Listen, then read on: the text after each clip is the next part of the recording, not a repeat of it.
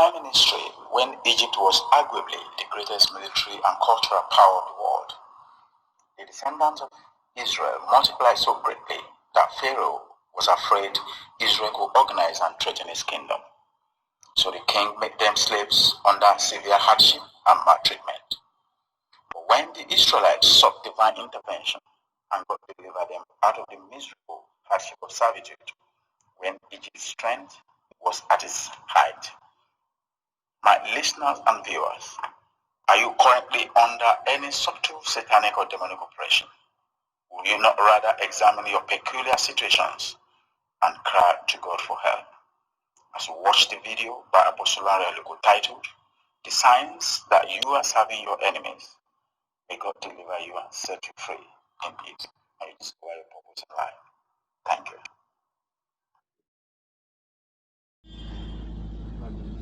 Good morning, my brother. My name is Apostle Larry Aluko, the overseer of Nation for Christ International Church. It's my pleasure. Inú mi dùn lọ́pọ̀lọpọ̀ láti mú ọ̀rọ̀ Ọlọ́run kan wá lówùúrọ̀ yìí. And I'm going to continue the topic we have started almost a month ago. A ó tẹ̀síwájú nínú ẹ̀kọ́ tí a ti bẹ̀rẹ̀ sí kọ́ wa láti bí oṣù kan sẹ́yìn. The topic is I will not serve my enemies. Orí ẹ̀kọ́ náà ni wípé èmi kì yóò sin àwọn ọ̀tá mi. But 2 weeks ago, bí ọ̀sẹ̀ méjì sẹ́yìn, I've started what do you need to do? A ti bẹ̀rẹ̀ láti máa kọ́ wa pé kí lohun tí a nílò láti ṣe. Or what do you need to know? Tàbí kí lohun tó nílò láti mọ̀. To avoid serving your enemies. Láti yàgò fún àti máa sin àwọn ọ̀tá wa. And last week, ní ọ̀sẹ̀ tó wá kọjá yìí, I stopped at risk taker. A sọ̀rọ̀ nípa àwọn tó ń gbègbóyà akin. I've spoken before about warfare prayer. A sọ̀rọ̀ nípa jíjà ogun tẹ̀mí. I've spoke about fasting and prayer. A sọ̀rọ̀ nípa àwẹ̀ àti àdúrà. And I spoke about risk taking. A sì sọ̀rọ̀ nípa àwọn tó ń gbé ìgbésẹ̀ akànnì. I will go through the risk taking again. A sì sọ fún wa summarize it a little bit. Nípa àwọn tó ń gbé ìgbésẹ̀ akànnì. I said for you to avoid serving enemies. A ní kó lè ṣeé ṣe fún ọ láti lè kọ̀ jálẹ̀ láti máa sin àwọn ọ̀tá rẹ. You must be a risk taker. O gbọ́dọ̀ jẹ́ ẹni tó ń gbé ìgbésẹ̀ akọni nínú Ọlọ́run. You must try to take risk. O gbọ́dọ̀ ṣetán láti lè gbé ìgbésẹ̀ akọni. And step into the shoe that is bigger than you. O sì tẹsẹ̀ bọ bàtà tó tóbi jù ọ lọ. Because the risk takers. Àwọn tó ń gbé ìgbésẹ̀ akọni nínú Ọlọ́run yìí. They are the barrier breakers. Àwọn ló máa ń borí ogun, ló máa ń borí ìdíwọ́. They are the line crossers. Àwọn ló máa ń borí ìdíwọ́. If you cannot take a risk, tí o bá lè gbé ìgbésẹ̀ akọni, you cannot be rich. O ò lè di ọlọ́rọ̀. Life is full of risk. Ìgbé ayé tá à ń gbé yìí ó kún fún ọ̀pọ̀lọpọ̀ ohun tí à ń pè ní. So you must ready to take a risk. A gbọ́dọ̀ lè gbé ìgbésẹ̀ akọni. In order not to serve your enemies. Tó bẹ́ẹ̀ gẹ́ tí a ò ní lè fi sin àwọn ọ̀tá wa. Christianity. Ìsìn ìgbàgbọ́. is a religion of faith. Ó jẹ́ ẹ̀sìn ti ìgbàgbọ́. The Bible says we can do all things through Christ that strengthens us. Bíbélì ní a lè ṣe ohun gbogbo nípasẹ̀ Jésù tó fúnni lókun. Without faith, there is no Christianity. Láìsí ìgbàgbọ́ kò sí ìṣe Kristẹni.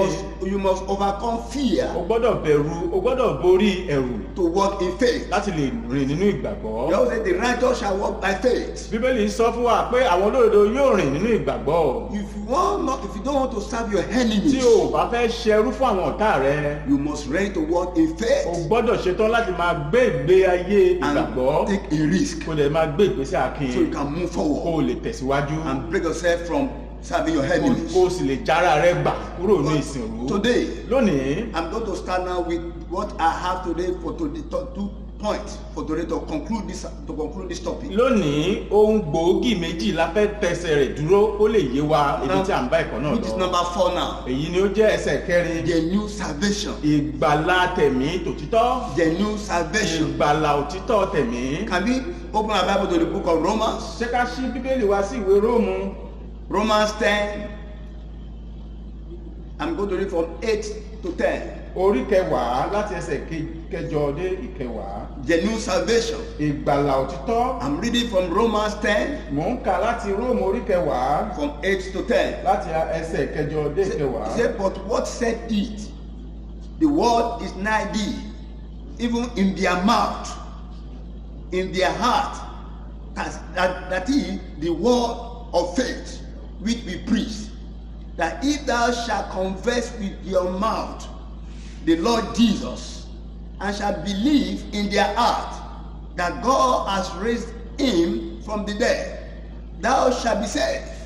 For with the heart man believeth unto righteousness, and with the mouth confession is made unto salvation. Ṣùgbọ́n kí ni ó wí? Ọ̀rọ̀ náà wà létí ọ̀dọ̀ rẹ̀, lé ẹnu rẹ̀ àti lé ọkàn rẹ̀. Èyí ni ọ̀rọ̀ ìgbàgbọ́ tí àwa ń wàásù, pé bí ìwọ bá fi ẹnu rẹ jẹ́wọ́ Jésù lé Olúwa, tí ìwọ sì gbàgbọ́ lé ọkàn rẹ pé Ọlọ́run jí dìde kúrò nínú òkú, a ó sì gbà ọ́ là. Nítorí ọkàn lé a fi ìgbàgbọ́ sí òdodo, ẹnu lé a sì fi ìjẹ́wọ́ sí ìgbàlà. The place we read is telling us Ibi tí a kà yìí sọ fún wa wípé that it's from your heart you are going to believe. láti inú ọkàn rẹ wá ni yóò ti ní ìgbàgbọ́. You are going to believe that Jesus Christ Yóò fi ṣe ìgbàgbọ́ pé Jésù is Kristi a son of ó God jẹ́ ọmọ Ọlọ́run, and he died for ó you. sì kú fún ọ lórí igi Then you àgbélébùú. use your mouth to confess Ó sì it. fi ẹnu rẹ jẹ́wọ́ rẹ̀. It is then Lẹ́yìn náà ni you be saved. lóòrì ẹni ìgbàlà. But many Christians today Ṣùgbọ́n ọ̀pọ̀lọpọ̀ tó kóra wọn lónígbàgbọ́ lónìí, sitting down in the church wọ́n kàn jókòó sínú ilé ìjọsìn every ní Sunday, gbogbo ọjọ́ ìsinmi. they are not really born again Christians Wọn ò fi ara wọn jì, wọn ò fi ayé wọn fún Jésù Kristi olùgbàlà. because they believe in their mind. Torí wọ́n kàn gbàgbọ́ nínú ọkàn wọn ni. They don't believe in their heart. Wọn ò gbàgbọ́ ní láti inú ọkàn wọn Even wá. men are still doubting God himself. Àwọn ẹlòmíràn ti wà tó yẹ pé wọ́n ń wò ó pé ìjọ Ọlọ́run wa wà bí. As long as you don't believe Christ with your heart, Níwọ̀n ìgbà tí ìwọ ò gba Jésù Kristi gẹ́gẹ́ bí Olúwa àti olùgbàlà rẹ nínú you're ọkàn not rẹ, able to come out of serving your o ò enemies. ní lè jáde kúrò nínú ìsìnrú àwọn ọ̀tá Because you rẹ. cannot have a strong faith. Torí o lè ní ìgbàgbọ́ tó jinlẹ̀. Faith does not work with the mind. Ìgbàgbọ́ kì í ṣiṣẹ́ pẹ̀lú ọpọlọ o. Mind only work with what he can see. Ọpọlọ tá onígbàgbọ́ a kàn ń wò bí ohun tí à ń fojú rí ni. Mind can only work what he can feel. Ọpọlọ ohun tó lè fi kàn lára tàbí tó lè rí. Mind can only work what he can touch. Ọpọlọ ó máa ń fẹ́ ká wo ohun tí a kàn lè fọwọ́ kàn. But faith is real. Ṣùgbọ́n ìgbàgbọ́ ó jẹ́ òtítọ́ àti Faith is from òdodo, the heart. ó sì wá láti inú ọkàn mi. It is important for you Ó ṣe dandan fún ọ to believe Christ Jesus kó o gba Jésù Kristi gbọ́ with your heart. pẹ̀lú ọkàn rẹ. Because your heart is your spirit man. Torí ọkàn rẹ yìí gángan ni ẹni ẹ̀mí rẹ wà. And the Bible says Bíbélì sì sọ fún wa. the word of God is a spirit. Ọ̀rọ̀ Ọlọ́run ẹ̀mí ni. You cannot bring the things of the spirit to the things of the mind. O lè mú ohun ti ẹ̀mí wá kó wá fi wé ti ohun ti ara. It cannot work Kò like lè that. ṣeé ṣe. For you to be genuinely born again Christian, Fún ọ láti lè di onígbàgbọ́ tó di àtúbí You must ìdí believe in your nítòótọ́, heart. o gbọ́dọ̀ gbàgbọ́ nínú ọkàn rẹ. and confess with your Mo mouth sì jẹ́wọ́ pẹ̀lú ẹnu rẹ that Jesus pé Christ is the Jésù Lord. Kristi ni Olúwa. When you give your life to Christ, Nígbà tí o bá pa ayé rẹ fún Jésù Kristi olùgbàlà, there are some important things that will begin you go to be happening in your life. àwọn ohun pàtàkì kan yóò bẹ̀rẹ̀ sí ṣẹlẹ̀ nínú ayé rẹ. If you are genuinely born again Tí o bá Christian, jẹ́ tó fi ayé rẹ jìn ní òtítọ́ àti number òdodo, one sign you will see in your ohun life, àkọ́kọ́ tó máa rí nìyí. your life will be saturated with the love of God. Ayé rẹ yóò kún fún ìfẹ́ Ọlọ́run. You will love God. Ó fẹ́ràn Ọlọ́run. You will love God with all your heart. Ó fẹ́ràn Ọlọ́run When you pẹ̀lú are gbogbo genuinely ọkàn born rẹ again nígbà tí o bá fa ayé rẹ fún Ọlọ́run Listen, alààyè.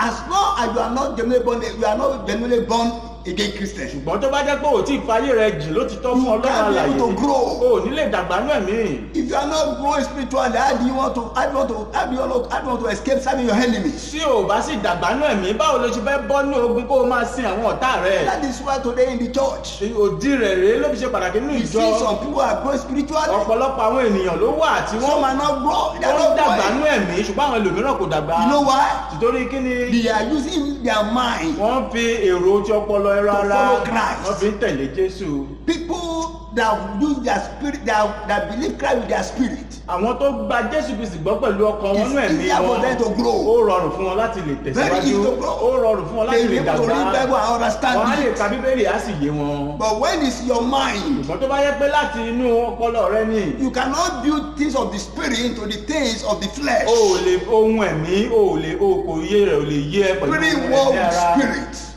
Ẹ̀mí ṣe pẹ̀lú tẹ̀mí ni, Flesh is nothing. ẹran ara asán ni. You cannot grow without that. O ò lè dàgbà nú ẹ̀mí láì ní ẹ̀mí And you Ọlọ́run. need to grow Ó sì ṣe pàtàkì fún ọ Your láti faith need dàgbà. to grow. Ìgbàgbọ́ rẹ nílò láti dàgbà before you can begin to break through kó o tó lè ní àlùyọ in every area of your ní life. gbogbo ìgbésẹ̀ ayé So rẹ. when you give your life to Christ genuinely, So nígbà náà tí a bá fẹ́ ayé rí jì fún Jésù Kristi olùgbàlà, My brother and sister. arákùnrin arábìnrin, first 1 month, even 2 months, láàrin oṣù kan sóṣù méjì, your heart will be bubbling with love of inú God. rẹ yóò máa dùn nínú ìfẹ́ Ọlọ́run Joy of alààyè. the Holy Ghost Ìfẹ́ ẹ̀mí mímọ́ will fill your heart. yóò kún inú rẹ ni. You will be happy to announce to everybody that comes your way Inú rẹ yóò máa dùn láti máa ṣe láti máa fi sọ fáwọn ènìyàn pé mo gba Jésù sínú ayé mi, pé mo ti di àtúnbí nínú and Ọlọ́run, give my life to pé mo ti fi Christ. ayé mi fún Jésù Kristi. That is number 1 sign Àmì àkọ́kọ́ rèé that you are really genuine born again tó fi Christian. hàn pé o ti di àtúnbí nítòótọ́. Number 2, Èkejì, you will change. ayé rẹ yóò yí padà sí rere. Born again Christian does not end by confessing the name of Jesus Christ. Fífi ayé wa jì fún Jésù Kristi kò parí síbi pé kákàn jẹ́wọ́ nìkan. When you give your life to Nígbà Christ, tí o bá ti fi ayé rẹ fún Jésù Kristi Genuinely. olùgbàlà nítòótọ́ àti changes òdodo, will come to your life. àyípadà rere yóò ṣẹlẹ̀ nínú ayé rẹ. Changes will come to your life. Ìyípadà rere yóò máa ṣẹlẹ̀ nínú ayé rẹ. That's why the Bible tells us Torí náà ni Bíbélì ṣe sọ fún wa in the book of 2 Corinthians 5:17. ní ìwé 2 Corinthians orí karùn-ún ẹsẹ̀ kẹtàdínlógún. The old things are passed away. Ohun àtijọ́ ti kọjá lọ. Anyone that is in Christ, Ẹnikẹ́ni tó bá di ẹ̀dá tuntun is a nínú new Olúwa, creature. ó ti di ẹ̀dá tuntun. behold, Wò ó, old things are passed away. ohun àtijọ́ ti kọjá lọ. Everything has become new. Ohun gbogbo sì di ọ̀tun. Your life become new. Ayé rẹ ó di ọ̀tun. You can't say your life become new when your heart has not been renewed. O ò lè sọ pé ayé rẹ di ọ̀tun nígbà tí o ti fa ayé rẹ jì fún Jésù When you are genuinely born a Christian, Ṣùgbọ́n nígbà tí o bá fa ayé rẹ jì fún Jésù Kristi there will be a lot nítòótọ́, of changes in your life. ó máa rí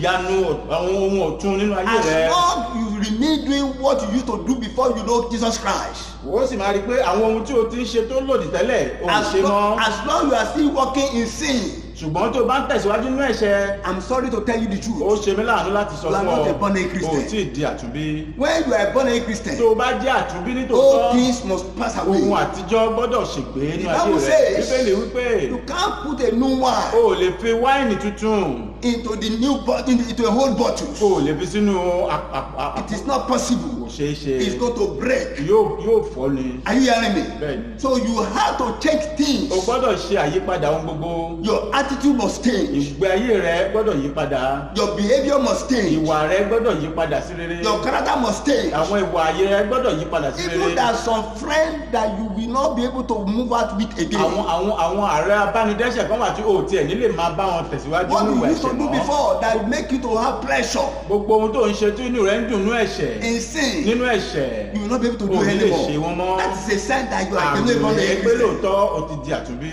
It is when that one happen to you, Ìgbà tí o bá ní ìrírí or it yìí has already happened to you, tàbí tó ti ní ìrírí yìí rí then ìgbà you kan. can stand your ground Ìgbà yìí ló lè dúró lórí ẹsẹ̀ rẹ faith pẹ̀lú ìgbàgbọ́, and break through pẹ̀lú àlùyọ from serving your enemies. láti máa sin àwọn ọ̀tá Anything rẹ. you do by that time, Ohunkóhun tó o bá wá ṣe láti ìgbà yìí you lọ, will see results. ó máa rí àmì ìdánilójú pé o ṣe Christianity àlùyọ. is real. Kìrìsìtẹ́nì Our God is ni. real. Ọlọ́run wa Ọlọ́run God òdodo can ni. do, He can do, it's a God that can reverse any irreversible. Ọlọ́run ni tó lè yí òpábídà sọ́bídire ni. He can break any yoke. Ọlọ́run lè lu gbogbo ohun tó bá jẹ́ wàhálà àti ìdààmú náà The jẹ́ God Ọlọ́run lè I'm yí speaking padà. about can raise death to life. Ọlọ́run tí mò ń sọ̀rọ̀ rẹ̀ yìí ó lè sọ òkú dá So there's láyé. no situation you are facing. Kò sí wàhálà àti ìdààmú tó lè máa là kọjá tí ó kọjá agbára Ọlọ́run. The Bible says, Bíbélì wípé one God has spoken. tí Ọlọ́run bá ti sọ̀rọ̀, Twice are ó ní having Ọlọ́run ti sọ̀rọ̀, all power. gbogbo I agbára, say all power gbogbo agbára belong to ó God. jẹ́ ti Ọlọ́run. God has power to do anything Ọlọ́run ní agbára láti lè ṣe that you ohunkóhun can think of. àti èyí tó lè ro. Many of us are struggling today ọ̀pọ̀lọpọ̀ wa ló ń tiraka ló ń because làágùn. we believe in God with our mind. ìwọ torí a kò gbàgbọ́ ní ọlọ́run pẹ̀lú Not with our heart. àfi ọkàn wa gba God ọlọ́run has gbọ́. not, he has not become real to torí us ọlọ́run ò tí ì jẹ́ ojúlówó fún wa because tó. we are not really genuine born torí again àwa Christians. gan àti ìfi ayé wa When jù you are lóòótọ́. when you are genuinely born again ṣùgbọ́n tí Christian, o bá fi ayé rẹ jì fún Jésù Kristi nítòótọ́ àti you begin to òdodo. walk in the fear of God. ó máa rìn nínú ìbẹ̀rù You ọlọ́run. begin to walk in the fear of God. ó máa rìn nínú ìbẹ̀rù Fear of ọlọ́run God alààyè. does not mean you are going to walk in panic. You are going to panic. kò túmọ̀ sí pé ó máa ṣojo ó máa sá fún Fear ọlọ́run. of God means you begin to reverence God ìbẹ̀rù ọlọ́run tá à ń sọ ó túmọ̀ sí pé ó máa bọ̀wọ̀ fún ọlọ́run in all your ní ways. gbogbo ọ̀nà rẹ. Before you do kó anything, o tó lè dáwọ́ lé ohunkóhun you put God into ó it. fi ọlọ́run sínú rẹ̀. You reverse that thing to Him. ẹ wá da fi pé mo fẹ́ fi eléyìí tó ọlọ́run You reverence létí. him. ó bọ̀wọ̀ fún ọlọ́run. You begin to walk in that fear of ó God. máa rìn nínú ìlànà But àti when you àti believe ẹ̀rù God ọlọ́run. with your mind, ṣùgbọ́n tí ó bá yẹ pé láti orí òrèfé ọkàn rẹ you ló will kàn see sí. you don't be struggling with walking with fear of ó kàn God. máa rí i pé ó kàn ń tiraka ó kàn ń You be tipá. walking from sin to ó sin.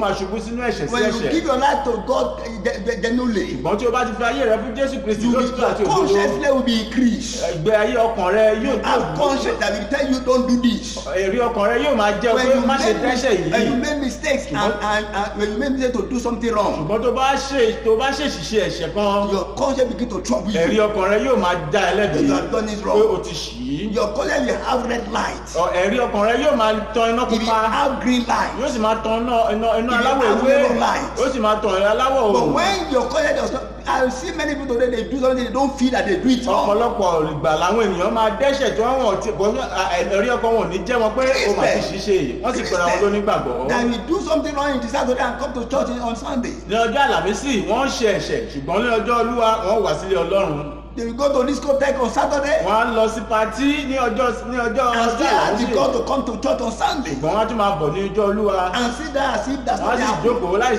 bíi pé kò sí ẹ̀ṣẹ̀ tó ti because their conscience is dead. torí ẹ̀rí ọkàn wọn ti kú. They don't believe Christ with their wọn ò heart. gba Jésù Kristi gẹ́gẹ́ bí olúwa They only ọkàn believe wọn with wá their mind. ẹnu wọn lọ́kàn fi sọ Their heart is far. ọkàn wọn jìnnà sí When ọlọ́run. you genuinely born again, when you become a born again genuinely, ṣùgbọ́n tí o bá fa ayé rẹ jì fún Jésù Kristi ní tòótọ́ àti òdodo fear of God will be working in your life. ìbẹ̀rù ọlọ́run yóò máa ṣiṣẹ́ You nínú ayé rẹ. become trustworthy. ó di ẹni tí ọlọ́run lè fẹ́ You walk in integrity. ó máa rìn pẹ̀lú ìgbàgbọ́. People can hold upon your word. àwọn èèyàn lè dúró pé ẹni yìí ó máa ń mú ọ̀rọ̀ Your rẹ̀ word ṣẹ. become your bond. ọ̀rọ̀ rẹ ó jẹ́ ohun tí ó yẹ pé a lè dúró lé. Don't read to yourself. ìwọ gan ayé rẹ yóò nítumọ̀ ńlá sí And ayé people rẹ around you. àti gbogbo àwọn tó wà ní It is àyíká then rẹ. you can avoid to serve your ìgbà enemies. yẹn ni o ò ní lè máa sin àwọn ọ̀tá As rẹ. long you are not genuinely born again Christian. ṣùgbọ́n tí ìwọ bá kọ̀ jálẹ̀ tí ò fi ayé rẹ jì fún Jésù Kristi olùgbàlà nítòótọ́ My àti brothers and òdodo sisters, arákùnrin I'm arábìnrin sorry to tell you the ó truth. ṣe mí láàánú láti sọ fún ọ Serve your enemies. ó kàn sì máa tẹ̀síwájú láti máa sin àwọn ọ̀tá rẹ ṣùgbọ́n mo gbàdúrà May lónìí God will give you the revelation of this Ọlọ́run yóò word. fún ẹ ní àṣírí ìjìnlẹ̀ Now if you are not given out to Christ tí o bá ti genuinely, fi ayé rẹ jì fún Jésù Kristi olùgbàlà then you give up your life to God Almighty. lónìí o gbọ́dọ̀ fi ayé rẹ jì fún And Jésù God Kristi begin to do olùgbàlà wonder in your Ọlọ́run life. yóò sì ṣe ìyanu nínú ayé rẹ Amen.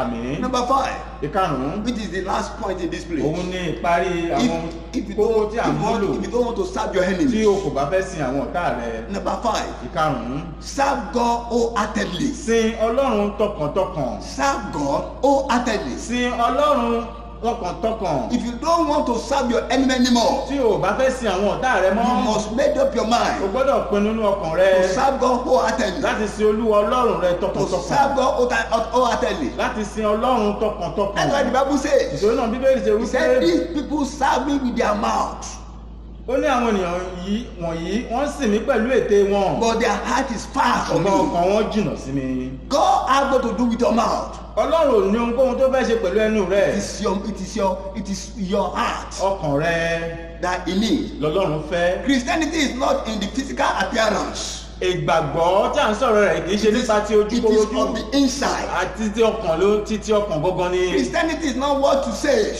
ìgbàgbọ́ kì í ṣe nípa ohun tí o It fẹ́ is ní what you ìrẹsọ̀ do. ohun tí o ṣe. What you do is not that going to show that you really love God. ohun ìwà rẹ tó múlò òun láàfin mọ̀ pé lóòótọ́ o fẹ́ràn If you Ọlọ́run. don't want to serve your tí enemies, o bá fẹ́ máa ṣerú fún àwọn ọ̀tá rẹ you must serve God o wholeheartedly. gbọ́dọ̀ sin Ọlọ́run Not tọkàntọkàn. even half-heartedly. kì í ṣe pé pẹ̀lú ẹ̀mí ìdajì Wholeheartedly. gbogbo ọkàn rẹ láì yọ serve God ohun with sílẹ̀ your mind, o gbọ́dọ̀ sin Ọlọ́run pẹ̀lú with your ọkàn rẹ spirit, pẹ̀lú agbára with your rẹ soul, pẹ̀lú ọkàn rẹ, with your body. gbogbo agbára rẹ, Everything concerning us, you must give it up to serve gbogbo God. ohun tó jọmọ́ ti ayé rẹ o gbọ́dọ̀ fi sin Ọlọ́run. Listen, Gbọ́ mi, God knows who are the people that are serving Him. Ọlọ́run mọ àwọn tó ń sin òun tìkára rẹ̀ nítòótọ́ o. You can manipulate man. Ó lè máa ṣe, ó ṣe máa tán àwọn ènìyàn kó máa ṣe àyídàyídà.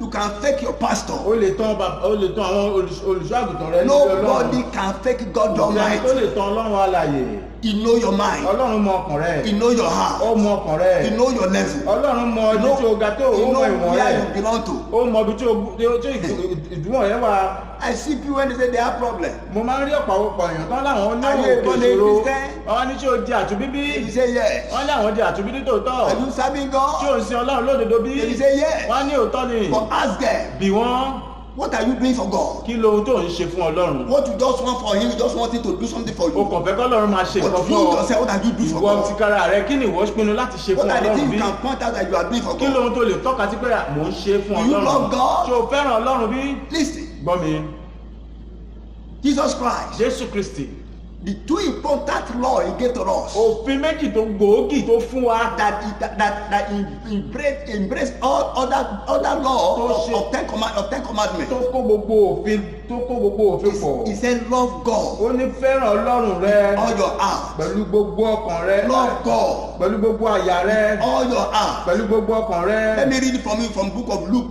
10. Ẹ jẹ́ ká kà á láti ìwé Lúùkù orí 27. kẹwàá. Say, thou shalt love their God with all their heart, and with all their soul, and with all their strength, and with all their mind, as their neighbor, and love their neighbor as yourself. Ó sì dáhùn wípé kí ìwọ fi gbogbo àyà rẹ, gbogbo ọkàn rẹ, gbogbo agbára rẹ àti gbogbo inú rẹ fẹ́ Olúwa Ọlọ́run rẹ àti ẹnìkejì rẹ bí ara rẹ. People that serve God with all their heart, Àwọn tó ń sin Ọlọ́run pẹ̀lú gbogbo ọkàn they wọn, love God with their heart. wọ́n fẹ́ràn Ọlọ́run pẹ̀lú gbogbo How do you ọkàn. know you love God? Báwo ló ṣe mọ̀ pé o fẹ́ràn Ọlọ́run? The book of John 14:15.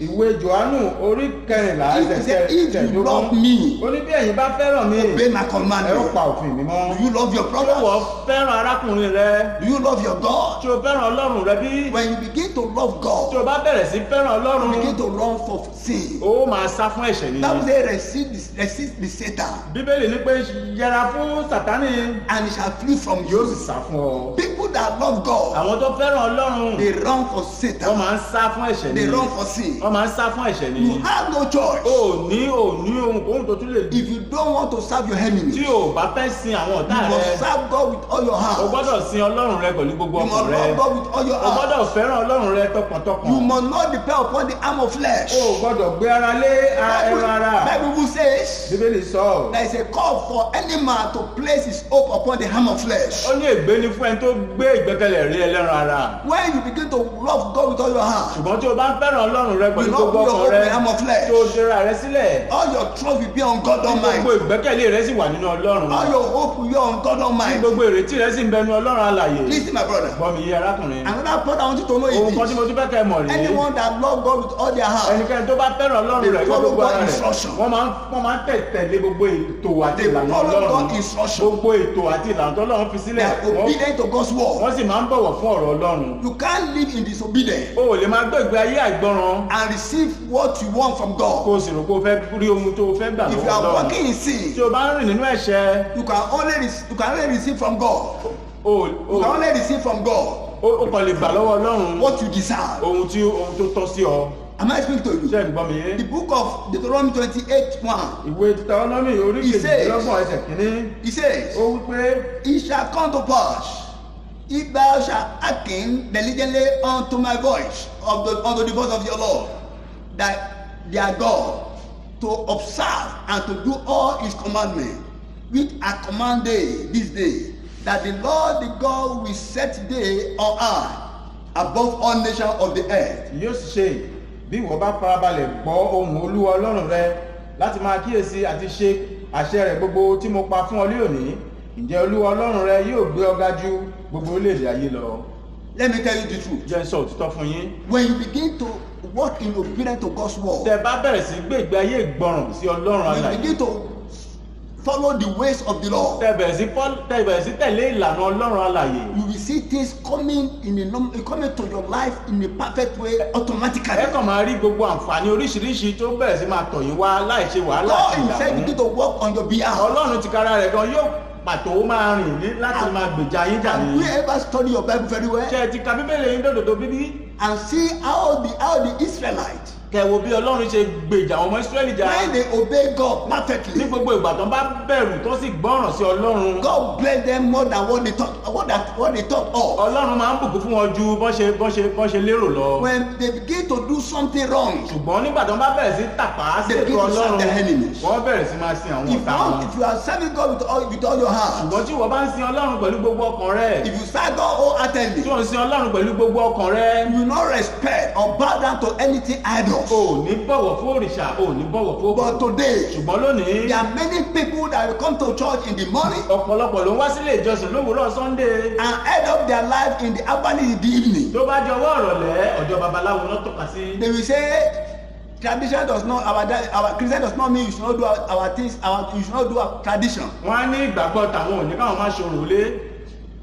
There's no tradition in Christianity. Kò sí orò ilé nínú ìgbàgbọ́ tí If you want to serve God, serve God. Ṣùgbọ́n tí o bá fẹ́ sin Ọlọ́run, sin If you Ọlọ́run. don't want to serve God, leave it. Tí o bá fẹ́ sin Ọlọ́run lótìtọ́, fi ilẹ̀. As long you are adding things, Bible says God is a God of death, is a judgment Ọlọ́run God wa Ọlọ́run ewu ni. and a consuming fire. Ó sì jẹ́ Ọlọ́run tó ń pani You nù. can't serve anything with God. O ò lè mú ohun mìíràn kan tó ń mú mọ́ Ọlọ́run kó lóun sìn pọ̀ mọ́ You can't Ọlọ́run. serve image of mental O ò lè sin erin. with God O ò lè Almighty. bọ̀gún kó tún ló tún fẹ́ sin You don't Ọlọ́run have to serve alààyè. God real. O gbọ́dọ̀ sin Ọlọ́run If lótìtọ́ you àti can serve ìgbòho. God with all your Tó heart bá pinnu láti sin Ọlọ́run tọkàntọkàn. and forget about all the idols of your father's Tó sì house, yẹra fún gbogbo òrìṣà ilé bàbá rẹ àti ìyá idols of your rẹ. mother's Tó house, sì yẹra fún àwọn òrìṣà ilé bàbá àti you ìyá rẹ. will see the hand of Ó God rí ọwọ́ Ọlọ́run moving upon tó your life. ṣiṣẹ́ iyebíye yí agbára nú ayé rẹ.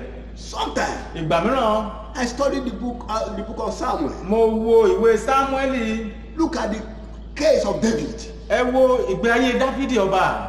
and Solomon, his son. Ẹ tún wo ọmọ rẹ̀ Sólómọ́nì.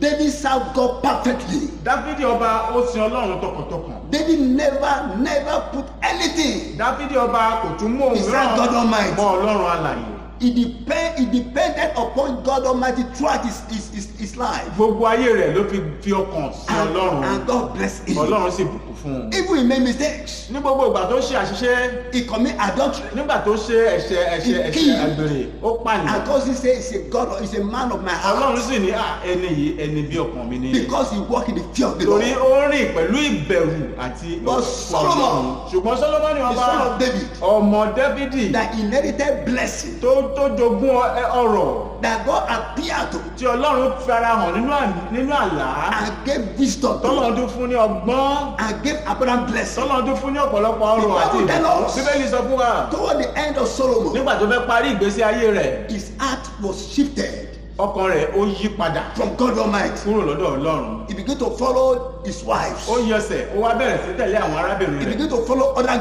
gods. bẹ̀rẹ̀ sí tẹ̀síwá láti máa sin àwọn And òrìṣà. Solomon ended up his life Sólómọ́nì wá parí ayé rẹ̀ in lamentation. nínú ẹkún ní. I pray this Mo morning, wá gbàdúrà the remaining year for you on earth, ẹgbẹ́ ayé rẹ̀ tó you kù ní not ayé serve yìí. in lamentation. O ní sí o You ní not ní need o to ní ní serve your ìbànújẹ́ enemies. o sì ní fi sin àwọn ọ̀tá My rẹ̀. brother, my sister, Arákùnrin àti arábìnrin mi, stop going to herbalist.